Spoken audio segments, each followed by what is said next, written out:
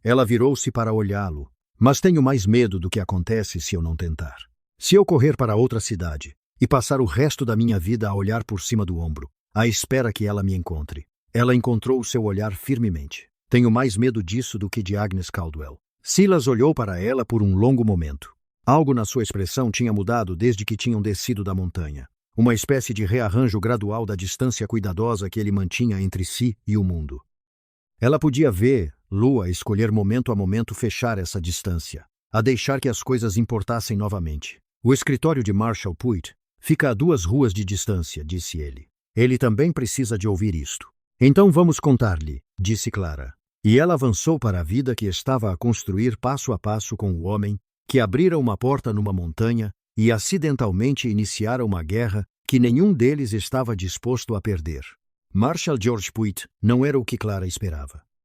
Ela tinha construído uma imagem a caminho, alguma versão de EMTT Crania, pesado com autoridade emprestada, e a particular preguiça moral de um homem que aprendera que olhar para o lado pagava melhor do que olhar para a frente. O que ela encontrou, em vez disso, foi um homem nos seus 50 anos, com um rosto que fora envelhecido em algo honesto. O tipo de honestidade que não vem do conforto, mas da consequência. Ele cometeu erros, dizia aquele rosto. Ele viveu com eles.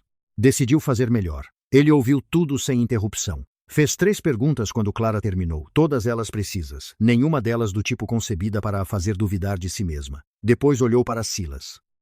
Tens abrigado pessoas que ela enviou para aquela montanha. Ele disse que não era uma acusação, era uma confirmação. 8 ao longo de 6 anos. Silas disse que todos eles estão em Mill Haven agora.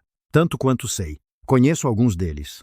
Puitt recostou-se na cadeira. Margaret Cole lava roupa a 2 ruas de distância. Isaac Rudd trabalha na cocheira. Ele fez uma pausa. Nunca disseram uma palavra sobre de onde vieram. Tinham medo, disse Clara. A mesma razão pela qual tenho tido medo. A mesma razão pela qual todos os que trabalharam para Agnes Caldwell têm medo. Porque ela tem dinheiro e ela tem advogados e ela tem homens como EMTT Crane a receber um salário para olhar para o lado. Ela sustentou o seu olhar. Mas o medo tem um limite, Marshall. Eu encontrei o meu. Puitt estudou-a por um longo momento. S-R-T. Whitfield, se eu começar a puxar este fio, as coisas complicam-se rapidamente. Caldwell tem ligações no governo territorial. Ela contribuiu para campanhas. Ela conhece juízes. Ele fez uma pausa deliberada. Quero que entendas o que me estás a pedir para fazer. Entendo exatamente o que estou a pedir, disse Clara. Estou a pedir-te para fazeres o teu trabalho. Algo mudou na expressão de Puitt. Não ofensa. Reconhecimento. Justo, disse ele baixinho. Dê-me 24 horas. Quero falar com Margaret e Isaac antes que Caldwell saiba que estás nesta cidade. Ele levantou-se e estendeu a mão. Não vás a lado nenhum. Não me podes encontrar. Ficaram na pensão que Silas conhecia na ponta leste da cidade, gerida por uma mulher chamada Ruth Beaumont, que deu uma olhadela à postura ainda a cicatrizar de Clara e à forma cuidadosa como Silas se posicionava entre ela e as portas, e não fez perguntas além de se queriam um quarto ou 2. Disse Silas ao mesmo tempo que Clara dizia 2. Olharam um para o outro. 2. Corrigiu Silas, com um ligeiro rubor na mandíbula. 2 quartos. Ruth Beaumont entregou-lhes uma chave a cada um com a expressão de uma mulher que tinha visto tudo e formado opiniões sobre tudo. Clara não conseguia dormir. Deitou-se no escuro e olhou para o teto e ouviu os sons de Mill Haven a acalmar-se para a noite. Cavalos, um piano distante, vozes do salão a 2 ruas de distância. E pensou em Margaret Cole a lavar roupa a 2 ruas de distância, em Isaac Rudd na cocheira, em 8 pessoas que tinham subido aquela montanha, esperando morrer. E em vez disso receberam uma segunda oportunidade de um homem que o mundo decidira ser um monstro. Pensou no que lhes custara ficar em silêncio. No que lhe custara a ela ficar em silêncio. 23 anos de silêncio, de absorver cada insulto e cada chicotada e cada és inútil, és desajeitada, não és nada, e deixá-lo assentar nos seus ossos como uma dívida. Ela devia ao mundo pelo crime de existir num corpo que mais ninguém aprovava. Ela pensou que essa dívida nunca foi real. Agnes Caldwell inventou-a, e eu paguei-a todos os dias da minha vida. Ela ainda estava acordada quando ouviu a batida à sua porta. 3 toques silenciosos. Nada urgente. Clara. A voz de Silas baixa. Precisas de ver isto. Ela vestiu o casaco e abriu a porta. Ele estava no corredor com um jornal na mão, Não o Mill Haven Gazette, algo de mais a sul, o Cutter's Creek Register. Ele estendeu. A manchete dizia: mulher perigosa procurada em todo o território, armada e desesperada. Recompensa oferecida. Abaixo, havia um desenho, rudimentar, mas reconhecível o suficiente. O seu rosto mais largo do que era, os traços exagerados de maneiras claramente concebidas para a fazer parecer instável em vez de apenas grande. Ao lado, um desenho menor de Silas, que conseguia torná-lo, simultaneamente mais sinistro e menos competente do que ele realmente era. A recompensa era de $200. Clara leu o artigo uma vez rapidamente. Depois leu-o novamente mais devagar. As suas mãos estavam firmes. Ela ficou feliz com isso. Ela move-se rápido. Ela disse que tem planeado isto desde a cabana. Silas disse que isto não foi impresso de um dia para o outro. Ela tinha isto pronto no momento em que Crane desceu a montanha sem ti.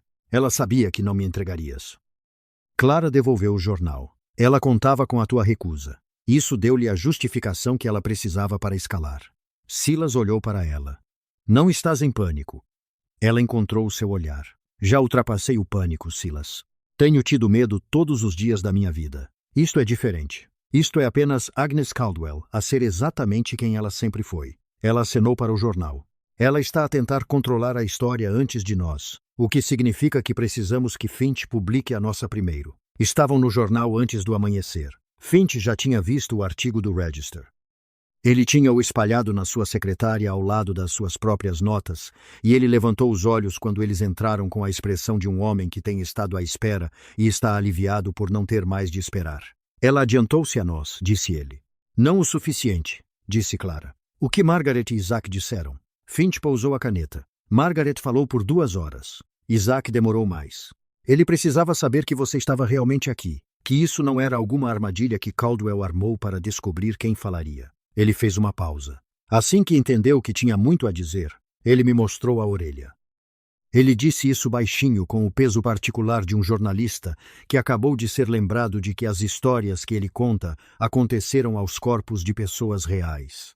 E Clara disse: e eu tenho o suficiente para fazer algo que deixará a vida de Agnes Caldwell muito desconfortável. Ele olhou para Silas. Também contatei um colega na capital. Ele cobre a legislatura territorial. O que Caldwell tem feito com as violações da lei trabalhista, os subornos a Crane, os registros de emprego falsificados, isso não é apenas uma história local. Isso é uma história política. Ele juntou as mãos. Mas preciso que ambos estejam registrados. Nomes, datas, juramentados, se possível. Juramentados, disse Clara sem hesitação. Finch olhou para Silas. Juramentado, disse Silas. Eles passaram 3 horas com Finch revisando tudo em detalhes. Clara falou sobre incidentes específicos, datas, nomes, as quantias exatas que ela tinha visto serem trocadas entre Agnes Caldwell e EMTT Crane, os nomes dos trabalhadores que haviam sido demitidos sem salários, a garota chamada Pearl Dawson, que havia sido expulsa grávida sem ter para onde ir. Silas documentou as lesões de Clara em linguagem clínica, precisa e inequívoca, o tipo de registro que um tribunal teria que levar a sério. Eram quase 12:00 quando a porta se abriu e Marshall Puit entrou. Ele estava com Margaret Cole. Ela era uma mulher magra na casa dos 30 anos, que parecia alguém que havia esgotado toda a sua suavidade para sobreviver, e aprendera a se contentar sem ela. Ela olhou para Clara, e algo em seu rosto se quebrou levemente, da maneira que uma parede racha antes de cair. Você é Clara Whitfield, disse ela. A cozinheira de Agnes Caldwell. Eu era, disse Clara, mas não mais. Margaret sentou-se. Ela olhou para as próprias mãos. Então ela levantou os olhos e, quando falou, sua voz era baixa e completamente certa. Do jeito que uma pessoa soa quando está carregando algo por anos e finalmente decidiu largar, independentemente das consequências. Ela me disse que o bebê era o salário que ela me devia. Margaret disse, por comida e alojamento durante meu tempo na estalagem. Ela disse que se eu tentasse sair com a criança, ela me prenderia por roubo. Ela fez uma pausa. Minha filha tem 4 anos. Ela nunca conheceu nada além de uma lavanderia e vestidos de segunda mão. Outra pausa. Eu quero que ela conheça algo diferente. Eu direi o que for preciso dizer. A história saiu na manhã seguinte. Finch não esperou que fosse perfeito. Ele esperou que fosse verdade. E era verdade. Cada alegação documentada, cada fonte nomeada ou cuidadosamente protegida, cada fato cruzado. A manchete era medida, mas inequívoca. Anos de abuso na Caldwell Inn. Trabalhadores se manifestam. Abaixo dela, uma linha secundária, o escritório do xerife implicado em um padrão de corrupção. Clara leu em pé em frente à janela do Gazette, com Silas ao lado dela, e sentiu algo se mover em seu peito que ela vinha mantendo muito quieto por muito tempo. É real, disse ela. É real, disse ele. À tarde, a notícia se espalhou por Millhaven, da maneira que as coisas verdadeiras se espalham rápido e de lado, de pessoa para pessoa, a história se multiplicando cada vez que alguém a lia em voz alta para alguém que não podia. À noite, mais 2 ex-trabalhadores de Caldwell vieram ao escritório de Finch, pedindo para adicionar seus nomes. Na manhã seguinte, Puitt despachou um escritor para a capital territorial com uma cópia do artigo e um pedido formal de investigação independente. Por 48 horas, pareceu possível que a verdade fosse suficiente. Então Agnes Caldwell chegou a Millhaven. Ela não chegou com armas da maneira que havia enviado homens para a cabana. Ela veio em uma carruagem, envernizada de preto, puxada por cavalos cinzas combinando, com um advogado chamado Edmund Ferris, sentado do outro lado dela, um homem de rosto afiado da capital, cujos ternos custavam mais do que a maioria dos homens em Millhaven ganhava em um ano. Ela se hospedou no melhor quarto do hotel na rua principal e enviou Ferris ao escritório de Puitt 1 hora depois de chegar. Clara soube disso por Ruth Beaumont, que soube da moça da cozinha do hotel, que tinha excelente audição e nenhuma lealdade particular aos hóspedes que davam pouca gorjeta. Ela encontrou Silas no escritório do marechal, parado na porta com os braços cruzados e a expressão que ele tinha quando estava calculando algo cuja matemática ele não gostava. O que Ferris queria? Perguntou ela. Informar ao marechal que sua cliente entrou com uma queixa civil formal no tribunal territorial. Silas disse: roubo de propriedade, difamação e incitação, esta última, referindo-se ao artigo. Sua mandíbula se apertou. Ela está processando por $5.000 em danos. O número atingiu Clara como água fria. Nós não temos $5.000. Não, nós não temos. Ele olhou para ela. Esse é o ponto. Ela não pode mais te prender. Puitt deixou claro que ele não extraditará sem causa devida. E ela não tem. Então, ela está tentando a próxima alavanca disponível. Se ela obtiver uma sentença contra você, ela será dona do seu trabalho até que a dívida seja paga. Ele disse isso com cuidado. Da maneira que você diz algo, quando quer que a pessoa entenda completamente antes de reagir. Sob a lei territorial, isso é legal. Clara ficou quieta por um momento. Ela pensou sobre o que isso significava. Não apenas para ela, mas para todos que haviam falado. Para Margaret, para Isaac, para cada nome naquele artigo. Se Agnes Caldwell pudesse punir Clara dessa maneira, ela enviou uma mensagem para todos eles. Ela enviou a mensagem de que falar custava mais do que o silêncio. Ela não está fazendo isso para conseguir o dinheiro. Não, disse Clara. Ela está fazendo isso para dar um exemplo. Então não podemos deixá-la. Clara virou-se e caminhou pela rua em direção ao hotel. Silas entrou em passo ao lado dela imediatamente, sem ser perguntado. Ela notou isso e arquivou na parte de si mesma que estava acompanhando todas as maneiras pelas quais esse homem se movia pelo mundo. Sempre ao lado, nunca na frente, nunca puxando, apenas lá. Você vai falar com ela, disse ele. Não era uma pergunta. Eu vou deixá-la falar comigo, corrigiu Clara. Há uma diferença. Edmund Ferris tentou impedi-la no saguão do hotel. Ele se colocou na frente dela com a confiança particular de um homem que nunca teve alguém de seu tamanho simplesmente contornando-o. Clara o contornou. Silas seguiu, o que fez Ferris recuar de uma forma que tinha mais a ver com a expressão de Silas do que com seu tamanho. Agnes Caldwell estava na sala de jantar privada do hotel. Ela estava almoçando sozinha. Uma refeição de verdade servida adequadamente com talheres que brilhavam. Ela ergueu os olhos quando Clara entrou e sua expressão não mudou, o que era em si uma espécie de resposta. O rosto de uma mulher que havia decidido antes de Clara entrar na porta exatamente como essa conversa iria acontecer. Clara May. Ela pousou o garfo. Você está melhor do que eu esperava, considerando que você me enviou montanha acima para desaparecer. Clara puxou a cadeira em frente a ela e sentou-se sem ser convidada. Silas ficou perto da porta, com os braços soltos ao lado do corpo, sem dizer nada. Sou difícil de se livrar, senhora Caldwell. Tenho 23 anos de prática. Os olhos de Agnes se moveram para Silas, o homem da montanha. Um sorriso fino. Eu deveria ter sabido. Eu te mandei lá esperando que a história fizesse o trabalho. Esqueci que você teria que encontrá-lo, de verdade. Você me mandou lá esperando que eu morresse, disse Clara. Ou ele me matou. ou o frio.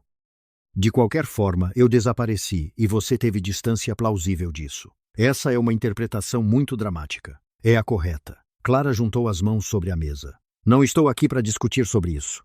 Estou aqui porque quero que você entenda algo antes que isso vá mais longe. Ela fez uma pausa. Desista do processo civil. Agnes olhou para ela com uma expressão de genuíno divertimento. Por que diabos eu faria isso? Porque a cada dia que continua, Samuel Finch escreve outro artigo. Porque Margaret Cole e Isaac Rudd e outras 6 pessoas estão adicionando seus nomes a declarações juramentadas que estão a caminho da capital territorial agora, porque EMTT Crane está prestes a descobrir que o dinheiro que você pagou a ele para olhar para o outro lado agora é evidência em uma investigação de corrupção. Clara inclinou-se ligeiramente para a frente. Porque você passou 20 anos construindo uma reputação e, neste momento, essa reputação é feita de papel e alguém acendeu um fósforo por apenas um momento. Por um momento, breve como um piscar de olhos, algo se moveu nos olhos de Agnes Caldwell. Não exatamente medo. Agnes Caldwell não era uma mulher que sentia medo da maneira que as pessoas comuns sentiam, mas algo adjacente a isso. O reconhecimento de que o chão em que ela estava era menos sólido do que ela acreditava. Então seu rosto se fechou. Você é uma cozinheira, disse ela, baixa e precisamente. Você não tem dinheiro, família, posição. O que quer que você pense que construiu com suas historinhas de jornal e seu homem da montanha, eu tenho advogados e juízes e mais recursos do que você verá em toda a sua vida. Eu vou enterrar, lá em dívidas e litígios, até que você não tenha mais energia para lutar. Ela pegou o garfo. Isso não é uma ameaça, Clara May. Isso é aritmética. Clara se levantou. Ela ajeitou o casaco, respirou fundo e olhou para Agnes Caldwell com 23 anos de luto e cada marca de chicote em suas costas e cada palavra que ela havia engolido inteira e cada sonho que ela nunca foi autorizada a ter. E ela não sentiu nada disso como fraqueza. Ela sentiu tudo isso como peso. O tipo de peso que tornava uma pessoa sólida, imovível, real de uma forma que coletes de seda e garfos de prata nunca poderiam comprar. A diferença entre nós, disse Clara, é que eu já perdi tudo o que uma pessoa pode perder, e ainda estou aqui. Você nunca perdeu nada em sua vida. Você não sabe o que isso custa. Ela empurrou a cadeira. Mas você vai descobrir. Ela saiu. Silas entrou em passo ao lado dela sem uma palavra. Eles estavam na metade da rua principal antes que ele dissesse baixinho. Isso foi muito corajoso ou muito imprudente? Provavelmente ambos, disse Clara. Suas mãos tremiam levemente. Ela as colocou nos bolsos do casaco para que ele não visse. Ela não vai desistir do processo. Não. Então precisamos de um advogado. Ela olhou para ele. Um de verdade. Alguém que possa entrar naquele tribunal territorial e defender este caso com base em seus méritos reais. Não apenas na imprensa. Eu conheço alguém. Silas disse isso da maneira como dizia a maioria das coisas. Medido e sem decoração. Mas havia algo por baixo. Uma cuidadosa deliberadeza que sugeria que essa era uma informação que ele estava guardando, esperando o momento certo. Uma mulher na capital, Josephine Mercer. Ela está lutando casos trabalhistas há 10 anos. Ela perdeu alguns e ganhou mais. E os que ela ganhou contra pessoas com exatamente o tipo de dinheiro e conexões que Caldwell tem. Clara olhou para ele. Você tem pensado nisso desde antes de sairmos da cabana, admitiu ele. Por que você não disse? Porque eu queria que você liderasse isso. Ele encontrou os olhos dela firmemente. É a sua história, sua luta. Eu não vou andar na sua frente nisso. Uma pausa. Mas posso andar ao seu lado, se é isso que você quer. Clara pensou na primeira manhã em que acordou em sua cabana. As peles, a luz do fogo, a segurança incompreensível de um lugar onde ninguém exigia nada dela. Ela pensou em 3 semanas aprendendo a ser uma pessoa fora das paredes da Caldwell Inn. Descobrindo que suas mãos eram boas para mais do que esfregar o chão, que sua mente era afiada de maneiras que ninguém jamais se preocupara em descobrir, que seu corpo era capaz de mais do que carregar bandejas sem derramar. Ela pensou em andar ao lado desse homem montanha abaixo no escuro e não ter medo. É isso que eu quero, disse ela. Ele assentiu uma vez. Acomodou-se.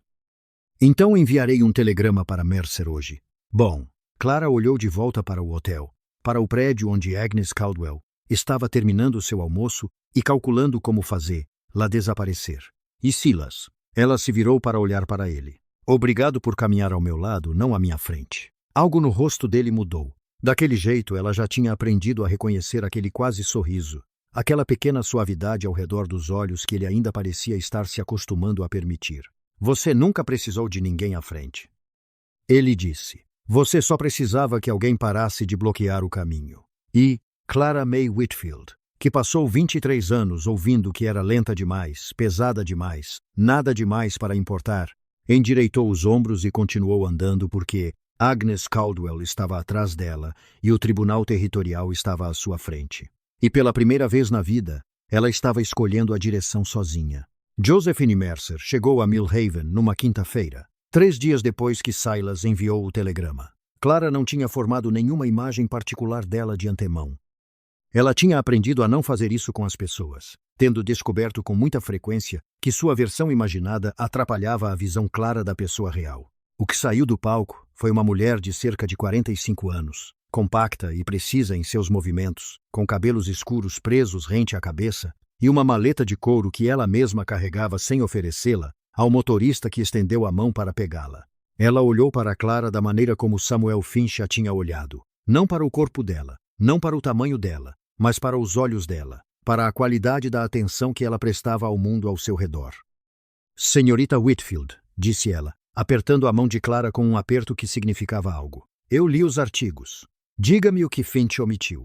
Conversaram por 4 horas no salão de Ruth Beaumont, que Ruth desocupou sem ser convidada, deixando uma jarra de café e a sua ausência tática. Josephine Mercer fazia perguntas como um cirurgião usa um bisturi, com precisão, sem desperdício, cortando direto ao que importava. Ela perguntou sobre datas específicas, transações específicas, palavras específicas que Agnes Caldwell havia usado na frente de testemunhas. Ela perguntou sobre os registros de emprego que Clara tinha visto serem falsificados, sobre os trabalhadores dispensados sem salário, sobre a garota Pearl Dawson que foi expulsa grávida. Pearl Dawson, disse Mercer, escrevendo o nome. Onde ela está agora? Eu não sei, disse Clara. Ela saiu de Cutters Creek há cerca de 4 anos. Nunca soube para onde foi. Eu a encontrarei. Mercer anotou sem olhar para cima. Qualquer pessoa que Caldwell tenha descartado é uma testemunha em potencial. E quanto mais testemunhas, mais difícil se torna para Ferris pintar isso como um rancor pessoal entre você e a cliente dele. Ela fez uma pausa, porque essa é a estratégia dele. Quero que você entenda para onde estamos indo. Ferris vai colocá-la no banco das testemunhas e tentar fazer isso sobre o seu caráter, sua credibilidade, sua história. Ele vai sugerir que uma mulher como você, ela disse isso com cuidado, sem inflexão, uma mulher sem família, sem educação formal, sem propriedade, tem todas as razões para fabricar essa história, e nenhuma credibilidade a proteger. Ele vai usar tudo o que puder encontrar. Uma mulher como eu, repetiu Clara. Mercer olhou para cima. Estou dizendo o que está por vir, não concordando com isso. Eu sei. Clara encontrou o olhar dela. Eu sou uma mulher como essa a vida toda, senhorita Mercer. Sei o que isso custa.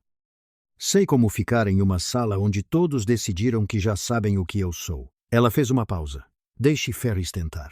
Mercer a olhou por um longo momento. Então ela permitiu-se um breve sorriso genuíno. Bom, porque a outra coisa que quero que você entenda é que temos um caso real. A investigação de Puit já descobriu documentação de pagamentos de Caldwell para Crane que remontam a 11 anos. Isso não é um rumor. Isso é um livro-caixa. Ela fechou o caderno. Ela faz isso há muito tempo. E tem sido descuidada com os registros, porque nunca imaginou que alguém olharia. Silas, que estava sentado quieto no canto, do jeito que ficava quieto na maioria dos lugares, disse, por que agora? O que a fez descuidada? Mercer olhou para ele. Porque pessoas que operam de uma posição de poder absoluto por tempo suficiente param de contar com a possibilidade de que alguém não tenha medo delas. Ela olhou para Clara. Elas param de contar com a possibilidade de uma Clara May Whitfield. A data do julgamento civil foi marcada para 6 semanas depois, na capital territorial. 6 semanas que se moveram de forma diferente de qualquer tempo que Clara conhecera antes. Não a mesmice moedora da cozinha da estalagem. Não o medo urgente e comprimido da montanha e da fuga pela neve, mas algo intermediário, pleno, proposital e real. Ela trabalhou com Mercer todas as manhãs, revisando o depoimento até que ela pudesse proferi-lo sem que sua voz tremesse, até que tivesse encontrado a maneira de contar sua própria história que fosse verdadeira, precisa e despojada de tudo o que Agnes Caldwell havia sobreposto a ela. Ela não era uma vítima recitando uma queixa. Ela era uma testemunha declarando fatos, e havia uma diferença que Mercer a ajudou a entender de dentro para fora. Quando Ferris perguntar sobre seu tamanho, disse Mercer numa tarde. E ele vai perguntar, porque Caldwell documentou o desprezo dela por você em sua própria correspondência, o que é um presente que ela não sabia que estava nos dando. Você não se defende. Você não se explica. Você deixa a pergunta ficar na sala e responde à próxima. Por quê? Porque no momento em que você defende seu corpo em um tribunal, você aceitou a premissa de que ele precisa ser defendido. Mercer juntou as mãos. Seu corpo não está em julgamento. A conduta dela está. Mantenha a atenção do júri onde ela pertence. Clara pensou nisso por um longo tempo. Após cerca de 23 anos se defendendo contra uma premissa com a qual nunca concordou em primeiro lugar, sobre o peso de carregar um corpo que o mundo havia decidido que exigia explicação constante e como seria simplesmente largar esse peso. À noite, ela e Silas caminhavam. Millhaven tinha o tipo de ruas que recompensavam caminhar, irregulares, um pouco desordenadas, o tipo de cidade que cresceu organicamente ao redor da necessidade, em vez de ser planejada por alguém com uma bússola e grandes ideias. Eles caminhavam e conversavam, algo que ambos haviam melhorado sem que nenhum deles marcasse exatamente quando aconteceu. Fale-me sobre sua mãe, disse Silas numa noite. Clara ficou quieta por um momento. Ela já tinha contado pedaços dessa história antes. Para Finch, para Mercer, na versão oficial que estava se tornando o registro público, mas a versão privada, aquela que vivia nas partes dela que ela não havia aberto para documentação, era diferente. Ela era a pessoa mais forte que eu já conheci, disse ela. Não forte como as pessoas dizem quando falam sobre mulheres que sofreram. Não aquele tipo de força paciente, suportadora. Isso é realmente apenas outra palavra para ter nenhuma opção. Ela fez uma pausa.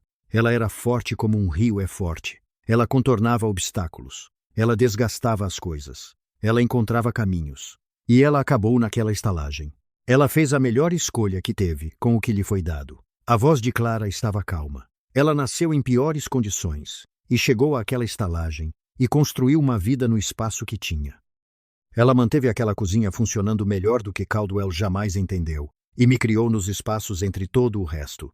Uma pausa. Ela me ensinou a cozinhar como se importasse. Não apenas alimentar as pessoas, mas realmente nutri-las. Ela disse que havia uma diferença e que você podia sentir isso. Silas ficou quieto por um momento. Você cozinha assim. Clara olhou para ele. Eu sei. Ela disse isso sem falsa modéstia. É a única coisa que Agnes Caldwell nunca conseguiu reivindicar. A cozinha era minha. Ela administrava a estalagem. Mas a cozinha, ela parou, recomeçou. Quando eu tinha 12 anos, e minha mãe morreu naquele depósito, e eu não tinha para onde ir, a cozinha foi o motivo pelo qual eu tinha algo a oferecer. O motivo pelo qual Caldwell me manteve. Ela olhou para as próprias mãos. Por muito tempo, eu odiei isso. Que eu era valiosa porque era útil, que eu fiquei porque tinha uma habilidade e não porque alguém realmente me queria lá. E agora? Ela pensou nisso honestamente, da maneira como vinha aprendendo a pensar nas coisas, sem o filtro da voz de Agnes Caldwell narrando o significado. Agora, acho que minha mãe me deu a única coisa que ela tinha que não podia ser tirada, disse Clara. Ela me deu algo em que eu era boa, algo que era meu, independentemente do que dissessem sobre o resto de mim. Eu não acho que ela estava errada em fazer isso. Acho que ela foi brilhante, na verdade. Ela olhou para Silas, no espaço que ela tinha. Silas olhou para ela com aqueles olhos cinzentos de tempestade que ela veio a entender que continham muito mais calor do que deixavam transparecer ao primeiro encontro. Ela estaria orgulhosa de você, disse ele. Simples, certo. A garganta de Clara apertou. Ela estaria aterrorizada, disse ela. Ela também estaria orgulhosa. 2 semanas antes do julgamento, o EMTT Crane veio a Millhaven. Ele veio sozinho, o que foi a primeira surpresa. Sem distintivo. Ele aparentemente o havia entregado quando a investigação de Puit chegou à sede do condado de Cutters Creek, e as evidências dos pagamentos se tornaram tão documentadas que não podiam ser argumentadas. Ele veio com roupas comuns, o que o fez parecer menor do que Clara se lembrava. Como se a autoridade fosse estrutural em vez de pessoal, e sem ela, ele era apenas um homem cansado de seus 50 anos, que havia feito uma longa série de cálculos errados. Ele encontrou Clara na Gazeta, onde ela estava revisando o rascunho final da peça abrangente de Finch, que seria publicada no dia anterior ao julgamento. Senhorita Whitfield, disse ele da porta. Seu chapéu estava nas mãos. Chapéu real nas mãos, o que em outras circunstâncias poderia ter sido quase engraçado. Eu esperava falar com você. Finch olhou para ela. Ela assentiu e ele saiu. Clara largou o rascunho e esperou. Crane entrou lentamente e sentou-se na cadeira em frente a ela, e olhou para o chapéu por um longo momento antes de olhar para ela. Eu quero testemunhar, disse ele. Pelo seu lado. Quero registrar os pagamentos, as reclamações que enterrei, tudo o que fiz para Agnes Caldwell ao longo de 11 anos. Ele fez uma pausa. Eu sei que isso não conserta nada. Eu sei que não devolve o que eu deveria ter feito quando poderia ter importado, mas é o que eu tenho. Clara o estudou. Ela pensou no pátio, na multidão, na marca particular de crueldade que vinha dos espectadores, não das pessoas que brandiam o chicote, mas das pessoas que observavam e calculavam que o conforto delas valia mais do que a segurança de outra pessoa. Por quê? Disse ela. Porque eu li o artigo, ele pigarreou. Sobre sua mãe, sobre você ter 12 anos naquele depósito. Ele olhou para cima. Eu era o xerife. Eu era o xerife há 3 anos quando sua mãe morreu. Eu sabia que Caldwell não chamaria um médico. Eu sabia o tipo de operação que ela administrava. Ele parou. Eu escolhi não olhar. Você escolheu seu salário, disse Clara. Não asperamente, apenas com precisão. Sim, ele não tentou amenizar. Eu escolhi meu salário e meu conforto, e eu me disse que não era da minha conta. E então eu continuei fazendo essa escolha até que fosse simplesmente quem eu era. Ele colocou o chapéu na mesa. Eu não quero que isso seja tudo o que eu sou. Clara ficou quieta por um longo tempo. Ela pensou sobre o que Mercer havia dito, que cada testemunha era mais uma camada de verdade documentada, mais um tijolo no caso que Ferris não poderia cobrir com dinheiro e retórica. Ela pensou no que sua mãe teria feito, sobre aquela força do rio, sobre contornar obstáculos, em vez de ir contra eles. Fale com Josephine Mercer, disse ela finalmente. Ela está no hotel na 2ª rua. Diga a ela tudo o que você me disse e tudo o que não disse. Ela pegou o rascunho novamente. E xerife? Ela não olhou para cima. Não faça isso para se sentir melhor. Faça isso porque é a verdade e porque importa. Essas não são a mesma coisa. Sim, senhora. Ele disse calmamente. Ele saiu. Clara ficou com o rascunho nas mãos e sentiu algo complicado. Não exatamente perdão, porque perdão era algo que ela decidiria em seu próprio tempo, em seus próprios termos, mas algo adjacente a ele. O reconhecimento de que o mundo estava cheio de pessoas que haviam feito cálculos errados, e algumas delas, quando o custo se tornou visível, tentaram corrigir sua matemática. Ela não ia gastar energia com raiva de MTT Crane. Ela tinha coisas melhores para fazer com isso. Na noite anterior à partida para a capital, Clara não conseguiu dormir novamente. Isso estava se tornando um padrão, sua mente muito ativa à noite para deixá-la, em paz, correndo e correndo sobre depoimentos e evidências, e a arquitetura do caso que Mercer havia construído, procurando por brechas, por lugares por onde Ferris pudesse passar. Ela ficou deitada no escuro e revisou tudo, e depois de 1 hora, descobriu que o havia revisado tão minuciosamente quanto era capaz, e se manteve firme. O caso se manteve. O que a mantinha acordada não era medo de perder. Ela se levantou e bateu na porta de Silas. Ele a abriu rapidamente. Ele também estava acordado.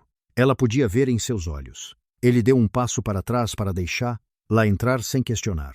Ela sentou-se na cadeira perto da janela, e ele sentou-se na beira da cama. E por um momento, eles simplesmente existiram em silêncio juntos, algo em que haviam se tornado muito bons. Tenho pensado no que acontece depois, disse ela.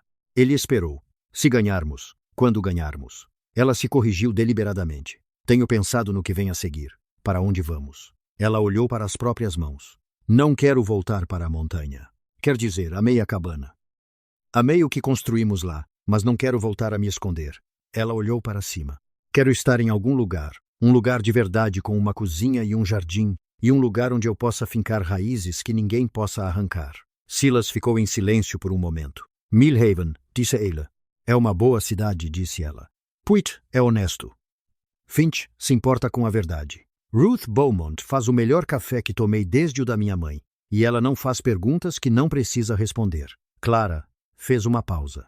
Há pessoas aqui que precisam de um médico. Um de verdade. Não um desses curandeiros itinerantes que vem 2 vezes por ano. Alguém que fica. Ele a olhou cuidadosamente. Você está me pedindo para ficar. Estou dizendo o que quero, disse ela. O que eu quero é ficar. O que eu quero é que você esteja lá. Ela o encarou com firmeza. Se isso significa o mesmo teto, ou tetos diferentes, é uma conversa que podemos ter. Mas quero que você saiba que quando penso no que vem a seguir, você está nele. Você está nele desde amanhã depois que acordei naquela maca. E você me deu uma tigela de algo que tinha gosto de terra, e me disse para beber de qualquer maneira. Ele sorriu. Então não foi o quase sorriso, não a coisa que se aproxima, mas um sorriso completo, inesperado e genuíno, e um pouco enferrujado pelo desuso, e isso mudou completamente seu rosto. Da mesma forma que o sol saindo muda uma paisagem. Essa é a coisa menos romântica que alguém já me disse ele. Não sou uma pessoa romântica, Clara disse. Sou uma pessoa prática que, ao que parece, também gosta muito de você. Essas coisas podem coexistir. Ele a olhou por um longo momento. Então ele se moveu da beira da cama para a cadeira ao lado dela, perto o suficiente para que seus ombros quase se tocassem. E ele disse baixinho: estive sozinho naquela montanha por 6 anos. Eu me disse que escolhi isso, que preferia. Ele olhou para as próprias mãos. Eu não escolhi isso. Eu me retirei para lá. Há uma diferença. E eu sei disso há algum tempo, sem estar disposto a admitir. Ele olhou para cima. Você é a primeira pessoa que me fez querer admitir. Clara sentiu algo em seu peito se expandir lentamente como uma sala que ela não sabia que existia, abrindo uma porta. Então ficamos, disse ela. Ficamos, concordou ele. Ela não pegou a mão dele. Ainda não. Mas ela deixou seus ombros descansarem juntos no escuro. E isso foi o suficiente. Isso foi mais que suficiente. Foi o tipo de calor que não se anuncia, que simplesmente se instala como calor através da pedra, lento e completo e duradouro. A capital ficava a 3 dias de cavalgada. Eles partiram ao amanhecer com Mercer e Puit e Margaret Cole, que havia decidido que testemunharia pessoalmente em vez de por declaração escrita, e o EMTT Crane, que sentou-se afastado dos outros no palco e olhou para o chão e não tentou fazer conversa, o que todos concordaram ser a abordagem apropriada. Finch cavalgou separadamente, já escrevendo, já construindo a versão dos eventos que enviaria a todos os jornais do território no momento em que o veredicto fosse proferido. Clara sentou-se ao lado de Silas no palco e observou o território passar pela janela, o céu amplo e frio das terras altas, cedendo lugar à terra mais seca e aberta de menor elevação, a ocasional cidade com seu aglomerado de edifícios e sua particular pequena civilização. E ela pensou em sua mãe, na despensa, na garota que ela era aos 12 anos, decidindo continuar trabalhando porque parar parecia morrer. Você ficou quieta, disse Silas ao lado dela. Estou rezando, disse Clara, o que a surpreendeu porque ela não sabia que era isso que estava fazendo até dizer. Pelo julgamento. Pela minha mãe, disse ela. Quero que ela saiba. Ela fez uma pausa. Isso não é racional. Não, concordou Silas. Mas então, a maioria das coisas que nos mantém humanos não são. Clara olhou pela janela. A terra corria ampla e aberta até o horizonte.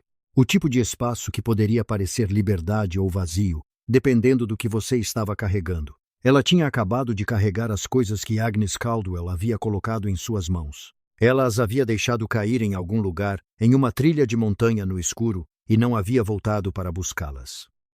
Ela estava viajando leve agora, leve para frente, e com o ombro de Silas Holt quente contra o seu, e um caso que Josephine Mercer havia construído como uma fortaleza, e 23 anos de verdade que finalmente seriam contados a alguém com autoridade para fazer algo a respeito. A capital apareceu no horizonte no final da tarde do terceiro dia, maior que Millhaven, mais barulhenta, com a particular energia de autossuficiência de um lugar onde as decisões eram tomadas. Clara a olhou sem vacilar. Pronta, disse Silas. Ela pensou na última vez que alguém a havia perguntado isso na manhã em que deixaram a cabana e ela havia dito, não, vamos, o que havia sido a resposta mais honesta disponível. Sim, disse ela, desta vez, porque desta vez ela estava. O Tribunal Territorial era o tipo de edifício projetado para fazer as pessoas se sentirem pequenas.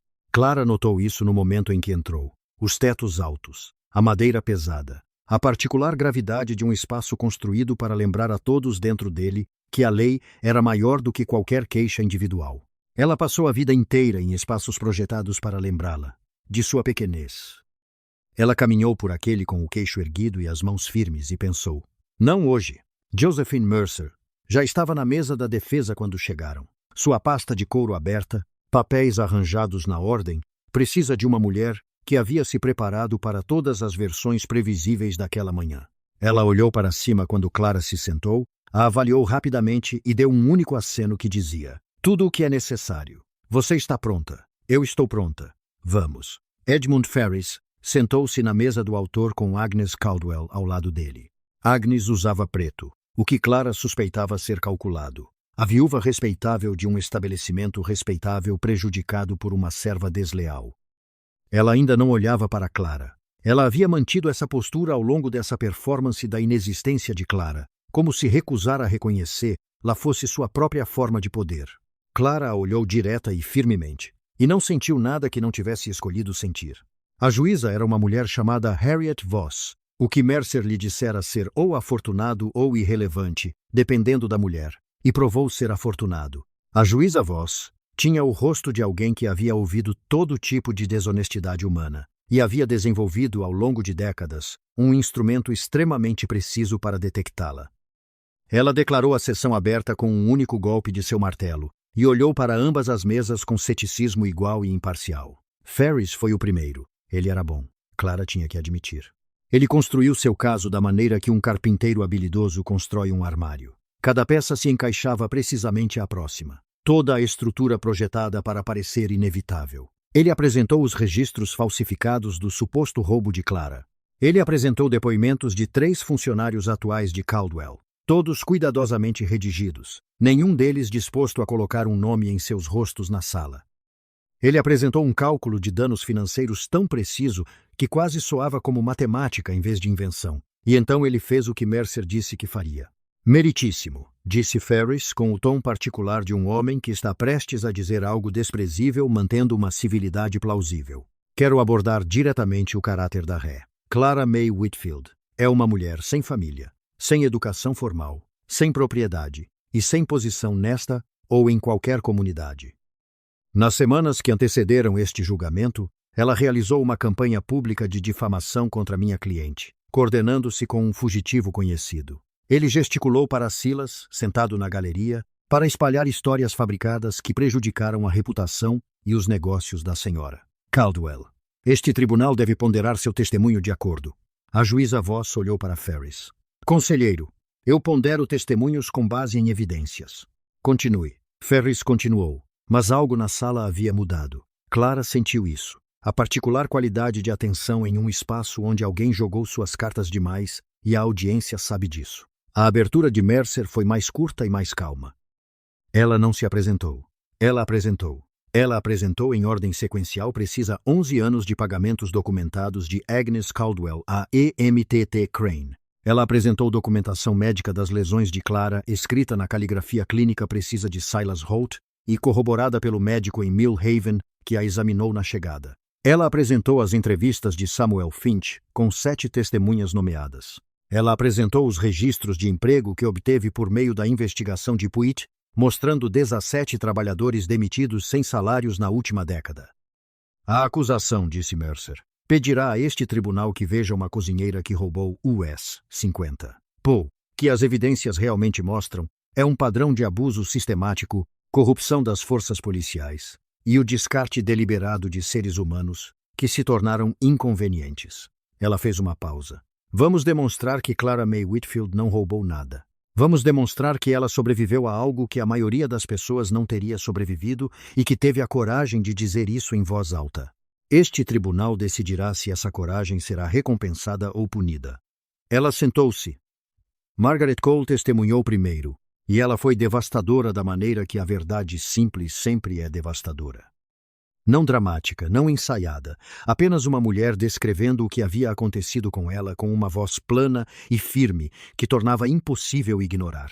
Ela descreveu ter sido expulsa grávida, ter sido informada de que a criança era uma dívida que ela devia por hospedagem e alimentação, ter sido ameaçada de prisão se tentasse reivindicar qualquer um de seus salários. Ferris a interrogou por 20 minutos e não obteve nada além de fazer parecer um homem tentando desacreditar uma mulher pelo crime de ter sido lesada. Isaac Rudd mostrou seu ouvido para o tribunal. Ele não disse muito. Ele não precisava.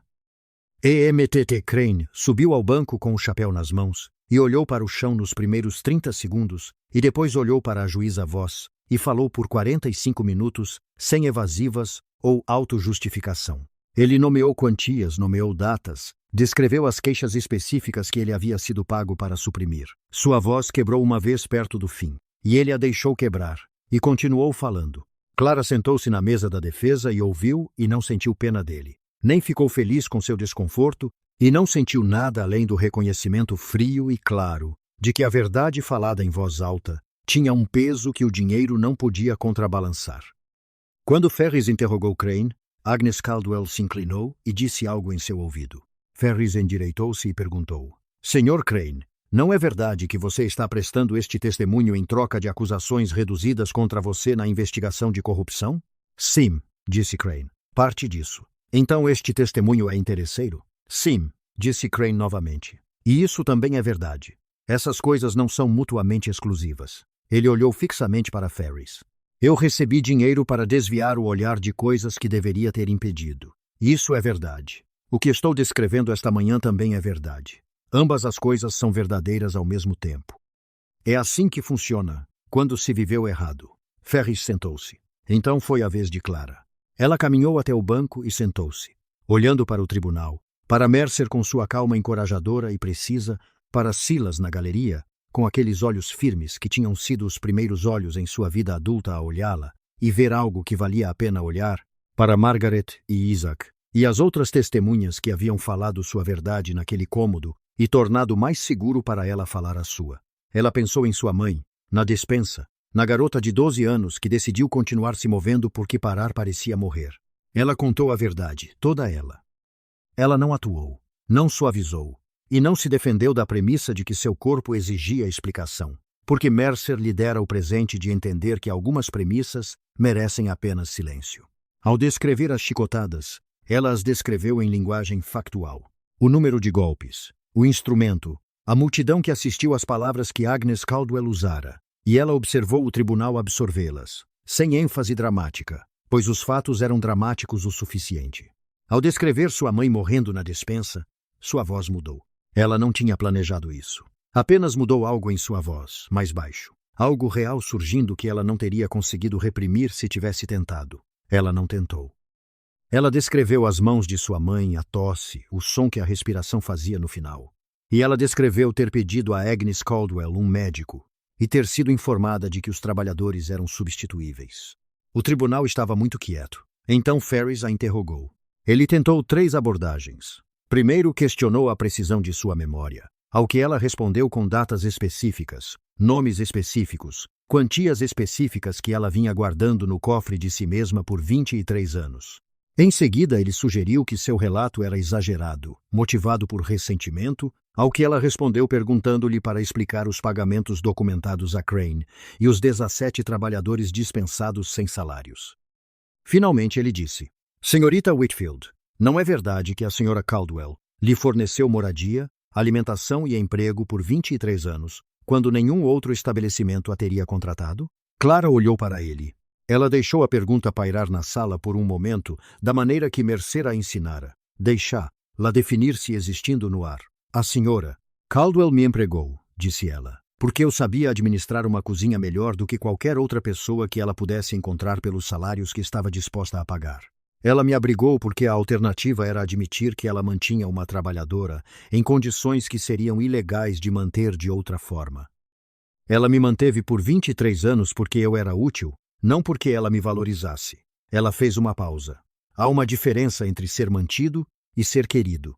Senhor Ferris, passei minha vida inteira entendendo essa diferença melhor do que gostaria. Ferris sentou-se. Mercer encerrou seu caso. O juiz Voss levou 2 horas. Clara sentou-se no corredor com Silas ao lado dela e não falou. Não havia nada a dizer que precisasse ser dito. Ele estava lá. Ela estava lá. As 2 horas passaram como o tempo passa, quando se está muito ciente de estar vivo, lenta e completamente. Quando o oficial de justiça veio à porta, Clara se levantou. Silas se levantou. Suas mãos se encontraram naquele momento.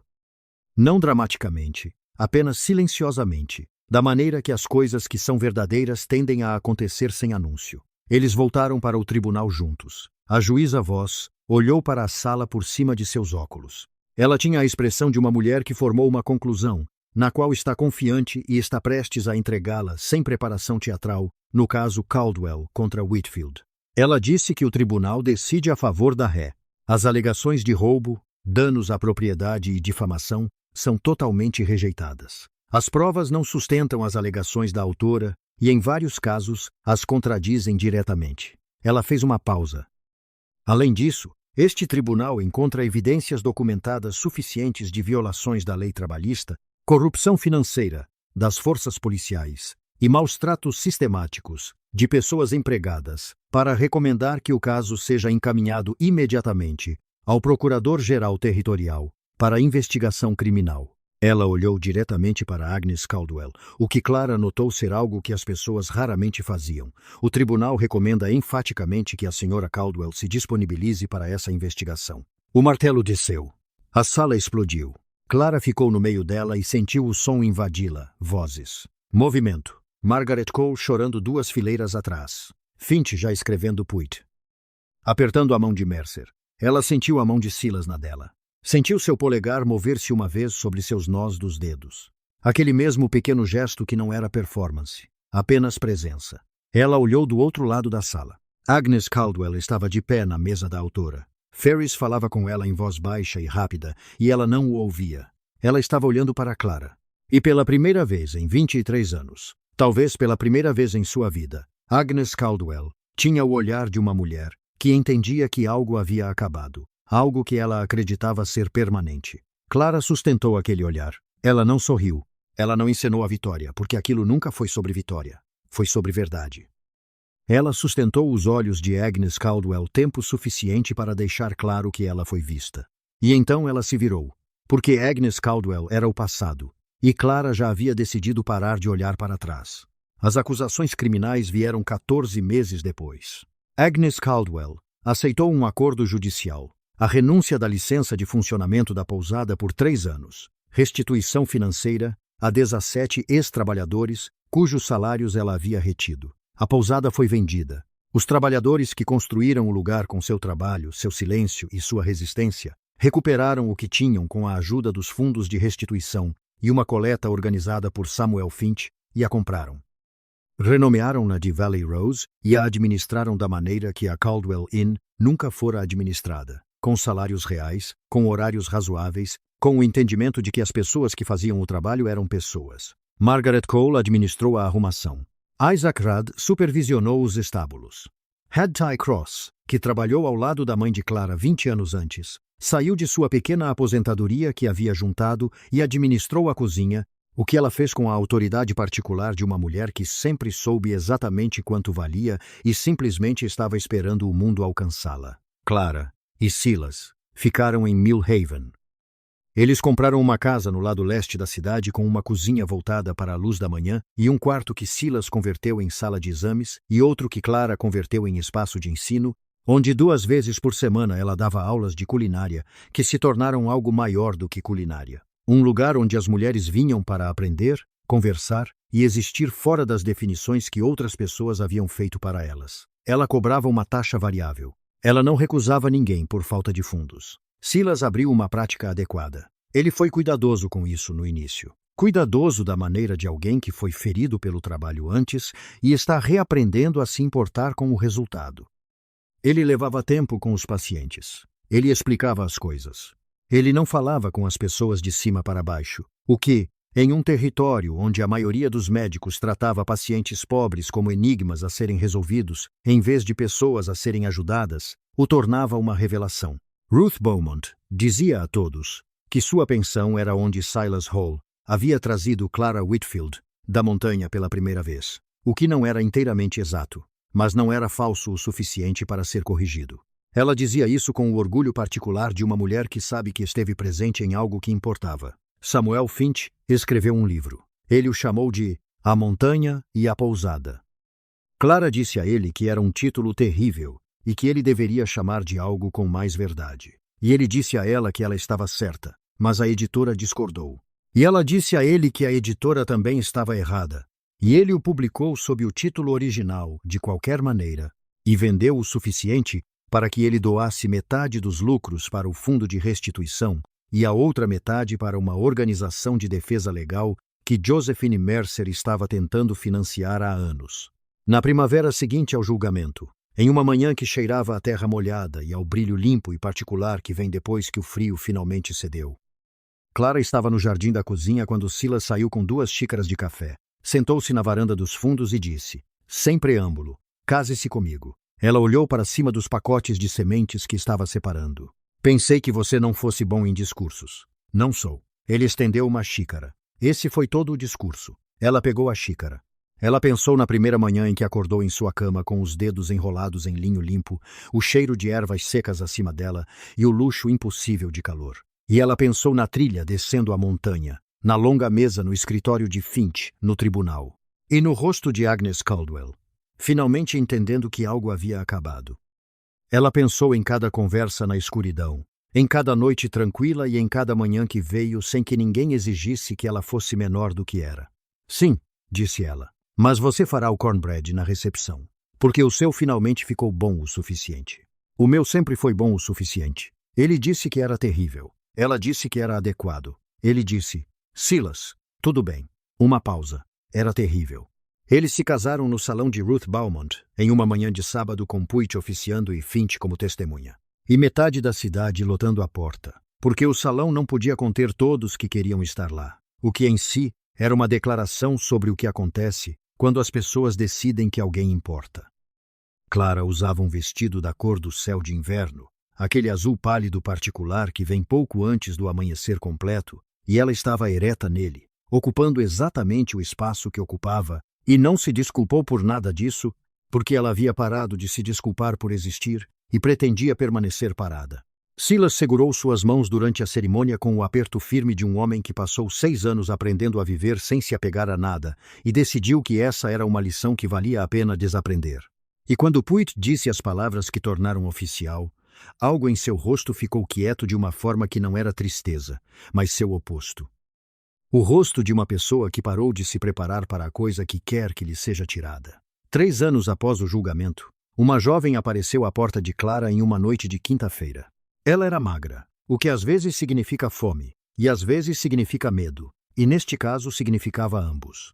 Ela tinha o casaco abotoado até o pescoço, e seus olhos tinham a qualidade particular de alguém que passou tanto tempo observando saídas que isso se tornou involuntário.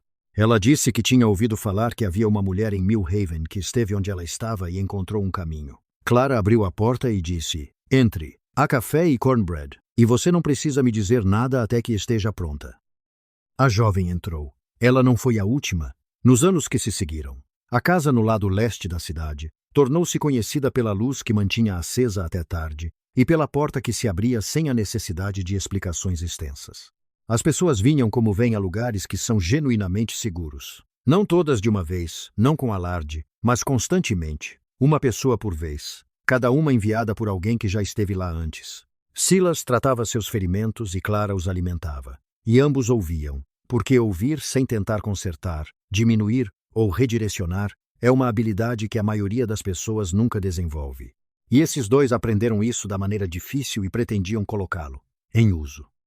Quando as pessoas da cidade perguntavam a Clara sobre isso, sobre por que ela o fez, sobre o que ela ganhou com isso, sobre se não era exaustivo toda aquela necessidade chegando à sua porta, ela dava respostas diferentes em dias diferentes. Às vezes ela dizia que era o que sua mãe teria querido. Às vezes ela dizia que era aritmética simples. Ela tinha algo a dar, e havia pessoas que precisavam disso, e a matemática não era complicada. Às vezes, ela não dizia nada, e apenas olhava para a pessoa que perguntava com aqueles olhos calmos e claros que haviam encarado Agnes Caldwell, visto E.M.T.T. Crane e acompanhado Edmund Ferris, e a pessoa que perguntava geralmente entendia. Numa noite quente de outubro, 5 anos após o julgamento, Clara sentou-se no degrau dos fundos com Silas ao seu lado, uma xícara de café esfriando na mão e a última luz do dia se movendo pelo jardim. E ela pensou na garota que tinha sido. A garota de joelhos num pátio, pressionando as palmas das mãos contra as pedras frias, decidindo que não gritaria. Ela pensou naquela garota com algo que não era piedade nem orgulho, mas algo entre os dois. Gratidão, talvez. A gratidão particular que se sente por uma versão anterior de si mesmo que aguentou quando teria sido muito mais fácil desistir. No que você está pensando? Silas perguntou. No pátio, ela disse. Na manhã em que tudo começou, ele ficou em silêncio por um momento. Algum arrependimento? Clara considerou a pergunta honestamente, da maneira como considerava tudo, sem sentimentalismo, sem a necessidade de tornar a resposta mais bonita do que era. Eu lamento que minha mãe nunca tenha visto isso, ela disse. Eu lamento 23 anos de luto naquela cozinha quando acreditei no que me disseram sobre mim mesma. Ela fez uma pausa. Eu não me arrependo de uma única coisa que fiz depois que comecei a subir aquela montanha. Silas colocou o braço em volta dela, e ela se inclinou contra ele. E a noite se acomodou ao redor deles, do jeito que as noites se acomodam quando não há mais para onde você precise ir. Clara May Whitfield, a quem disseram por toda a vida que ela era demais e não o suficiente, havia construído uma vida que era exatamente do seu tamanho. E aconteceu que o seu tamanho era grande o suficiente para abrigar todos que precisavam.